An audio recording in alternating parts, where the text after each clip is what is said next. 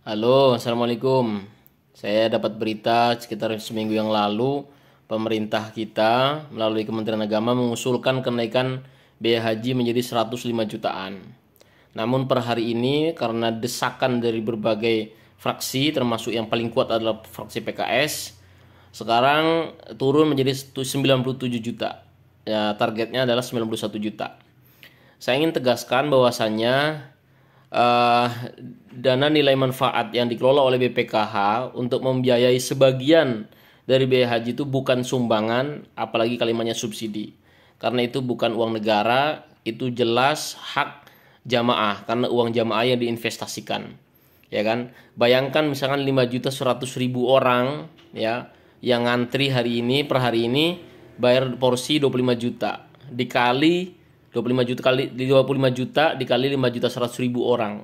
Berarti kan sekitar 127 triliun, tapi hitungan BPKH sih 166 triliun per hari ini.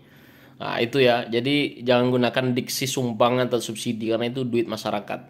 Ya tinggal kalau nitip di bank syariah aja berapa tuh fee ujrohnya. Kalau misalkan kita asumsikan 3 sampai 5% kan tinggal dibagi aja. Ya enggak? Nah, jadi kalau misalkan ada kata-kata sumbangan subsidi itu nggak tepat menurut saya.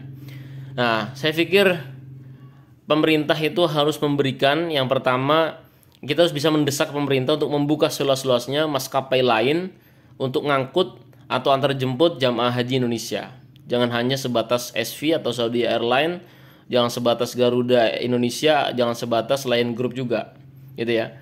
Ini penting karena menyangkut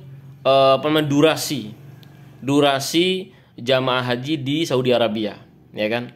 Itu. Dan satu sisi juga ada nilai kompetitif harga. Nah, sekarang ini diusulkan 36 juta penerbangan PP ini ya. Pada musim haji. Biasanya pada musim haji itu ada kenaikan 30%-an katanya begitu ya. Nah, kalau kita cek nih di Skyscanner nih di musim haji itu, karena saya juga mau berangkat haji tahun 2024 ini insyaallah, itu biaya penerbangan tuh bisa kita dapat 15 juta. Sudah top tuh ya PP itu. Oke lah, paling mahal misalkan 20 juta.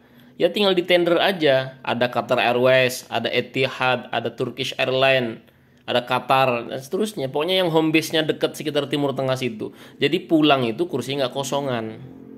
Ya enggak? Kalau kursi kosong nanti afturnya dibebankan kepada jamaah haji. Ya ini menurut saya memberatkan. Di satu sisi usulan ini misalkan baru di ACC di Februari 2024 misalkan, disosialisasikan di Maret 2024. Nah, Maret sampai Mei ini kan pendek banget. Otomatis nanti seperti kita berkaca pada 2023, banyak orang yang tidak mampu bayar sisa hutang biaya hajinya, atau memang yang akhirnya dia itu reschedule ya, atau mundur.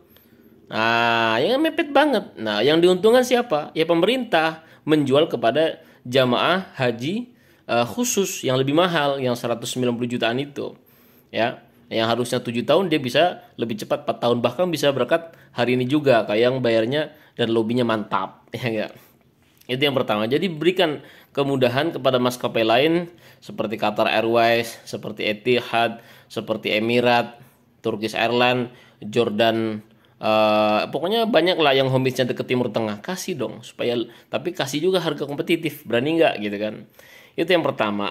Yang kedua, menurut saya ya, petugas haji dari Indonesia itu nggak usah lah ada rekrutmen terlalu banyak gitu petugas haji itu. Cukup orang Kementerian Agama aja, petugas kesehatan dari Indonesia boleh lah. Tapi kalau kayak TL, Mutawif itu nggak usah. Itu membebani biaya. PP aja lumayan berapa juta tuh, miliar tuh hitungannya. Orang pengadaan gelang aja sampai 4,5 miliar gitu kan. Coba diberdayakan mahasiswa-mahasiswi, anak putra-putri kita yang kuliah di Mesir, kuliah di Mekah, di Madinah ya kan. Kan mereka bisa dari Sudan, kan mereka bisa direkrut untuk tenaga misalkan bantu-bantu atau segala macam. Contoh mereka dikasih 300.000 untuk upah dorong aja seneng, karena ada masih muda, bisa lebih sabar, lebih sopan, berilmu lagi, bahasa Arabnya fasih, bahasa Inggrisnya fasih kebanyakan kan, karena mereka udah biasa multicultural dari berbagai negara. Ini dikirim orang yang dengan istilahnya, mohon maaf, kapasitas keilmuannya, pengetahuannya tentang bahasa, tentang ini masih minim. Cuman ingin jalan-jalan aja sebagian, tapi nggak semua ya. Ada juga yang berilmu, berpengalaman ada. Tapi menurut saya lebih baik sebagian ngerekrutlah mahasiswa-mahasiswa supaya ada kerjaan juga, bantuin biaya biaya kuliah lah selama di Saudi. Itu kan bagus ya kan. Berarti pemberdayaan ekonomi umat. Satu sisi adalah yang ketiga tentang khidmatul masyair. Ya, khidmatul masyair itu tentang Al-Muzna, Arafah, Muzdalifah dan Mina. Ini sudah ada investigasi dari KPK Saudi namanya Nazaha. Ada temuan-temuan. Jadi tingginya biaya haji 2023 yang diminta oleh pemerintah Indonesia yang tidak sesuai dengan layanan di lapangan ini menjadi sebuah temuan tidak matching. Nah, ini ada indikasi korupsi. Menurut saya apa yang laporan disampaikan oleh Nazaha KPK Saudi ini perlu menjadi atensi supaya menekan PT-PT ya untuk masalah catering, pemondokan dan lain-lain termasuk bis segala macam itu supaya lebih berhati-hati karena ada ancaman pidana baik di dalam negeri kita maupun di Saudi Arabia juga. Karena ini penting, jangan sampai ada calo-calo catering, calo-calo atau broker-broker hotel bermain di bidang pelayanan umat ini ya kan.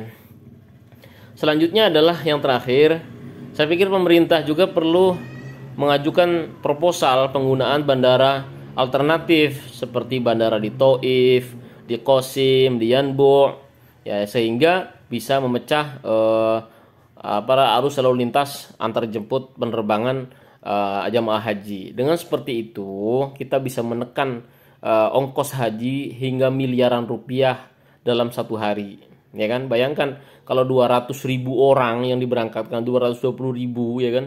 Kalau misalkan satu hari tertunda aja udah berapa tuh penginapannya, makannya, biaya hidupnya, living cost segala macamnya. Nah, jadi saya pikir sih usulan PKS itu rasional. Walaupun kita juga sebagai masyarakat mengkritisi itu kan boleh. Ya kan, karena itu duit rakyat dan 70, sekian persen dari dana haji yang dikelola oleh BPKH itu kan di dalam laporan keuangan itu kan digunakan untuk investasi, dibelikan surat berharga syariah nasional dan seterusnya. Sehingga 30%-nya itu untuk ibaratnya itu savingnya. Mungkin ada kekurangan. Alasan Kementerian Agama menaikkan biaya haji ini katanya adanya kenaikan currency atau nilai tukar mata uang Indonesia ke real dan ke dolar. Tapi berdasarkan asumsinya sekarang 1 real 4.040, diasumsikan 4.550, kejauhan. Dan juga dolar diasumsikan 16.000. Menurut saya pokoknya jawab sendirilah. Kalau kita kait-kaitkan itu dengan ongkos setor, investasi, gulungan segala macam, kita akan nanti panjang lagi.